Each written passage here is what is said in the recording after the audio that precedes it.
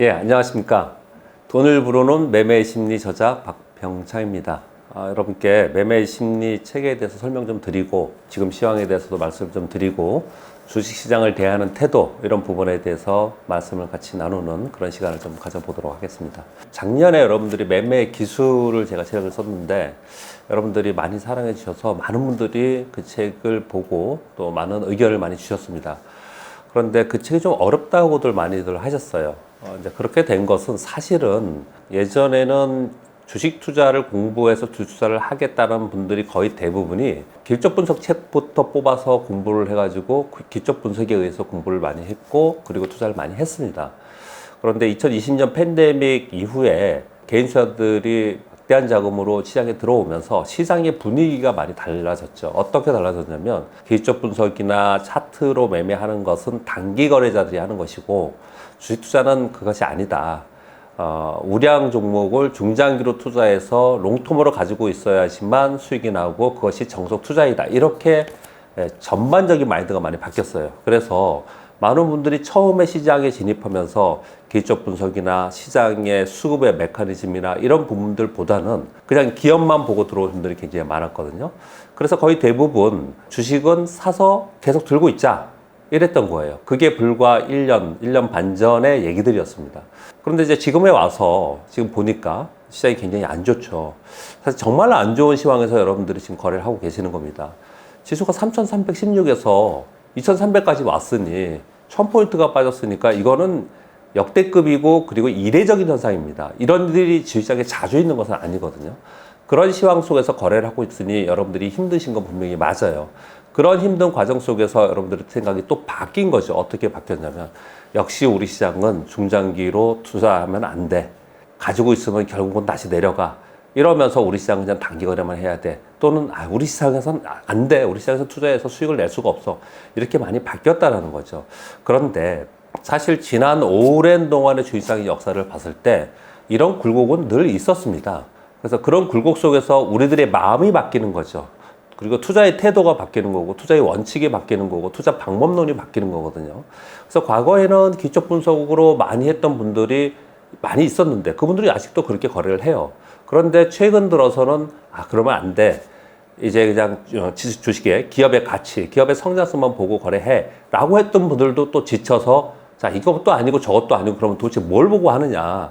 사실 주식 투자를 공부하면서, 주식 투자 방법론을 공부하면서 하는 것들은 두 가지예요. 기업의 가치를 가지고 어떤 주식을 내가 투자할 것인가를 선택하는 것이고, 그 선택한 주식을 내가 언제 사고 언제 팔 것인가를 판단하는 것이 기초 분석, 수급과 거래량, 그리고 차트로 나타나는 어떤 방향성, 이런 것들을 가지고 하는 거거든요. 이 양쪽이 다 있어야 되는 건데, 우리 시장은 이상하게 이 양쪽을 서로 반목하면서 있었습니다. 가치 분석가들은 기초 분석에서 단기 거래하는 사람들을 폄하하고, 또 단기 거래하는 사람들은 가치 분석해서 오래 갖고 있는 분들은 야, 그렇게 해가지고 수익이 나겠냐, 결국은 손실 난다, 이렇게 서로 반목하면서 폄하하면서 양쪽 극단으로 갔는데, 사실은 두 개 다가 필요한 겁니다.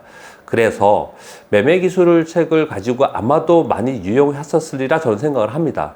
많은 분들이 물론 어려워서 좀 보다가 아시는 분들도 있고, 또 어렵다고 하시는 분들도 있고, 그렇지만 또는 나는 가치 분석가이기 때문에 나는 매매 기술 이런 거 필요 없어, 이러신 분들이 상당히 있었단 말이에요. 근데 아무튼 그런 사람을 차치하고 많은 분들이 매매 기술이라는 기초 분석을 공부를 하면서 생각을 해보니 이 타이밍을 잡는 것들이 굉장히 어렵다고 느끼는 거예요. 그리고 기초 분석이 굉장히 어렵다고 느끼는데, 그것은 왜 그러냐면은 시장은 항상 변화되고 있고, 그 변화 속에서 그때그때 전략이 달라지는 부분이 있고, 또 우리는 그런 과정 속에서 매매 전략이나 또는 주식시장을 대하는 태도나 또는 주식시장에 투자하는 마인드가 바뀌어야 되는데, 그 부분을 없는 상태에서 그냥 투자의 방법론만 공부했기 때문에 그렇지 않았나 생각을 해요. 그래서 이번에 매매 기술이 2021년 5월에 나왔으니까 사실은 고점을 찍고 내려오는 상태였습니다. 그래서 한참 좋을 때 쓴 책은 아니에요. 그렇지만 그때만 하더라도 이런 공부를 해야겠다는 생각을 굉장히 많이 하셨는데, 작년 2021년 6월에 고점을 찍고 7월서부터 지금 이 말씀을 드리고 있는 지금 9월 말인데, 그러면 벌써 14개월 동안 시장이 하락을 하고 있단 말입니다. 14개월 동안 하락하고 있는 동안에 생각이 많이 바뀌었고 여러 가지 생각이 드는 거죠. 뭐 어떤 생각이 여러분 드십니까? 생각해 보시면 나 본전되면 그만둬야지. 나 주식시장 잘못 들어왔어. 나 뭣도 모르고 주식시장 들어와서 이거 큰 낭패네. 뭐 또는 제 고객분들 중에서도 작년에 저한테 맡겨서 거래를 하시는 분이 처음에 오셨을 때 이제 이런 말씀을 나눴습니다. 그분은 꽤 넉넉하신 분이었습니다. 물론 넉넉한 사람이 재테크를 하지 않는 것은 아니에요. 꼭 주식 투자를 하지 않아도 본업이 의사셨는데요. 본업이 굉장히 바쁘신 분이에요. 그런데 이걸 꼭 해야겠습니까? 이걸 꼭 하지 않아도 사실은 여태까지 주식 투자를 하지 않아도 잘 살지 않았습니까? 이분은 처음 들어온 분이니까 제가 그렇게 얘기를 하는 거예요. 원래 하셨던 분들한테 그런 말은 안 했겠죠. 그리고 제가 방송에서 종종 말씀을 드리지만 제 친구가 들으면 섭섭해할지 모르겠지만 평생을 주식시장에 들어와 보지도 않고 증권회사 문을 한 번도 열어보지 않았던 제 친구가 작년 1월에 정확하게 상초인 작년 1월에 야 주식 투자를 해야겠다. 왜 하려고 그래? 남들 다 하고 있고 이 저금리 시대에 은행에 돈을 두는 것은 이건 시대에 역행하는 거고 시대에 뒤떨어지는 것 같다. 너무 낙오되는 느낌이 있다. 난 해야겠다. 그래서 한번 만류해서 보냈어요. 근데 그 다음 달 또 전화가 왔습니다. 야 병차가 나 꼭 해야겠다. 뭘 살래? 삼성전자 살게. 그래? 그 돈 계속해서 묵힐 수 있는 돈이야? 아 그래 이거 여윳돈 얘기가 괜찮아. 그래 지금 사면은 시장이 많이 올라왔고 또는 뭐 올라갈 수도 있고 내려갈 수도 있는데 어느 정도나 네가 투자의 기간을 가지고 가려고 하니? 그랬더니 뭐 난 3년이나 5년은 있을 수 있어. 이렇게 얘기를 하면서 맡겨서 어떻든 주식을 삼성전자를 샀어요. 이런 분들이 굉장히 많다라는 거예요. 그런 분들이 놓치고 있던 것이 무엇이냐? 이 우리가 바라보는 실물 세상과 실물 경제와 주식시장은 굉장히 많이 다릅니다. 주식시장 안에의 메커니즘이 굉장히 다른데 그것이 예전에는 정말 우리 개인 투자들이 너무 몰랐어요. 근데 예전에 비해서는 지금 많이 아십니다, 사실. 그럼에도 불구하고 아직도 모르는 부분들이 굉장히 많이 있어요. 그런 것들을 생각해 보면 여러분들이 많이 아시다시피 이제 공매도 부분은 어떻게 메커니즘이 일어나는 거 잘 알잖아요. 또 CB나 BW에 의해서 작전 세력이 어떻게 하는지 이런 거 잘 알지 않습니까? 또 증자가 이루어지면은 주가가 어떻게 움직이는지 이런 거 예전에 몰랐거든요. 근데 이제는 여러분들이 많이 알게 됐어요. 그런데 그런 어떤 시장에서 움직이는 것들은 많은 유튜브 방송이나 우리 3프로 방송을 보시면서 또는 기업을 보시면서 여러분들이 많이 익숙해졌는데 정작 시장의 메커니즘을 대하는 나의 태도, 나의 심리 이것에 대해서는 생각해 본 적이 있느냐라고 생각해 봤을 때는 그런 것들이 많이 부족하지 않았나라고 생각을 했습니다. 그래서 그런 생각을 어느 정도 또 정립을 하고 그리고 기초 분석을 하고 그리고 가치 분석을 하고 그래야지만 되지 않을까라는 생각에서 이 책을 쓰게 됐고 사실 뭐 책을 쓰면은 뭐 이러신 분들 있잖아요. 뭐 책 팔려고 그러냐 또는 뭐 방송하려고 그러냐 이런 얘기들을 많이 하는데 그냥 정말 순수하게 우리가 잘 몰랐던 것들 그런 부분에 대해서 여러분께 좀 전해드리고 싶었고 그리고 아마도 이 책을 좀 이렇게 표현을 이렇게 하더라고요. 말랑말랑하다는 표현을 쓰는데 저희 집사람이 증권맨의 와이프로 살면서 제가 98년도에 결혼했으니까 이 4년 동안 주식시장이 오르던 내리던 제가 책을 그동안 13권을 냈는데 한 번도 관심을 가진 적이 없어요. 관심도 없고 주식 투자도 안 하고 해보라 그래도 안 하고 시장에 관심이 없어요. 그래서 어떨 때는 제가 되게 힘들어하고 그러면은 왜 이렇게 힘들어? 그러면은 제가 주식시장을 좀 봐봐봐 힘들지 않겠는가? 그러면 올라갈 건데 뭐 이게 뭐 한두 번 있었어? 뭐 이런 식이었지 시장에 대해서 같이 고민한 적이 없었거든요.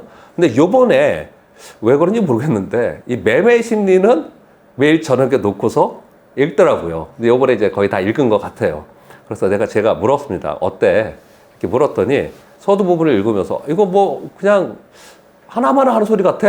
이렇게 얘기를 하더라고요. 그래서 처음에 서두는 그렇게 쓴 거야. 근데 한번 끝까지 읽고 팁을 줘. 그랬더니 중간중간에 가면서 내가 궁금했던 것들, 사람들이 궁금해하는 것들 이런 부분에 대해서 거의 일문일답식의 답을 좀 주어서 좀 편했다. 이런 표현을 쓰더라고요.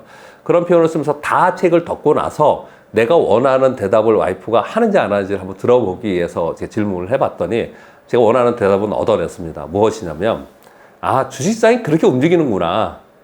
주식시장이 그런 데구나. 내가 주식 투자를 하기 위해서는 이런 마음을 좀 가져야겠구나. 딱 그렇게 얘기를 하더라고요. 제가 목표하는 바는 딱 그겁니다. 그러니까 시장을 처음에 우리가 주식시장만이 아니고 어떤 새로운 것을 대했을 때는 사전 정보가 있어야 되고, 그리고 새로운 것을 내가 대하는 태도를 어떻게 가져가야 될지, 어떻게 가져가야 될지 어느 정도 마음을 다 잡고 시작을 하잖아요.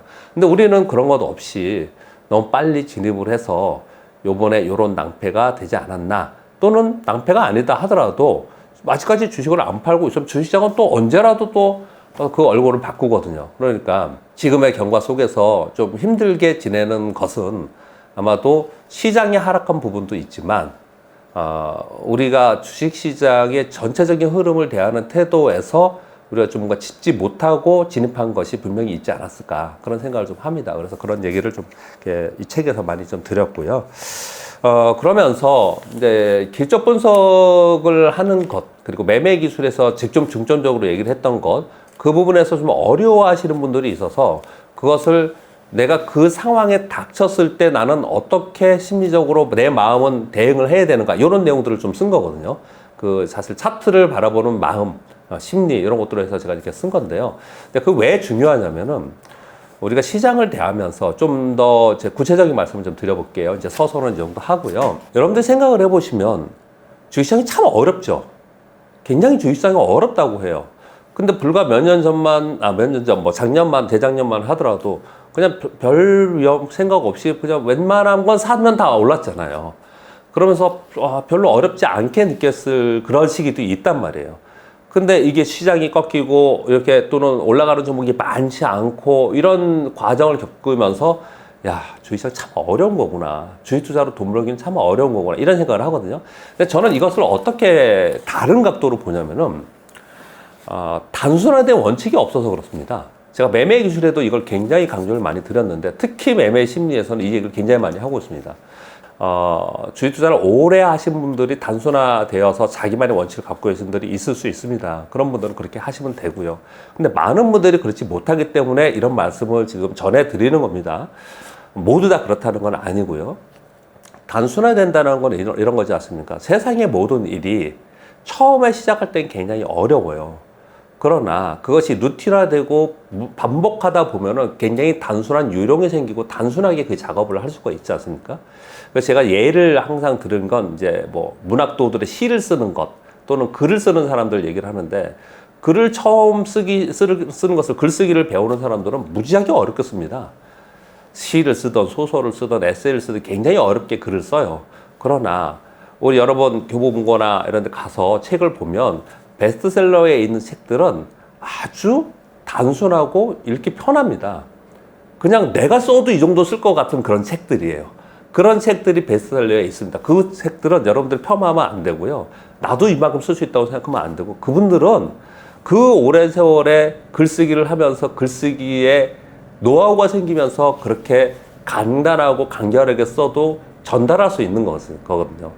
주식 투자도 똑같다는 얘기죠. 단순화 시키는 작업이 굉장히 중요한데, 우리 생각해 보세요, 여러분. 우리 같이 한번 생각을 해보면, 우리는 매일 여러분 3프로TV를 보고 여러 가지의 경제 채널이나 이런 것 또는 뉴스를 보면서 미국의 금리를 요번에 75bp를 올리느니 마느니, 목표 또는 금리를 최종 금리를 어느 정도 올리느니, 환율이 우리나라 환율이 1,400원 위로 올라가서 걱정이 있느니, 또는 향후에 물가가 피크아웃을 치느니, 전쟁이 어떻게 되느니, 이런 것들을 굉장히 많이 듣고 그걸 고민하고 그것으로 인해서 시장이 움직이고 이걸 바라보면서 이런 고민들을 하고 내가 어떻게 이걸 대응해야 될지, 이런 고민들을 굉장히 많이 하잖아요.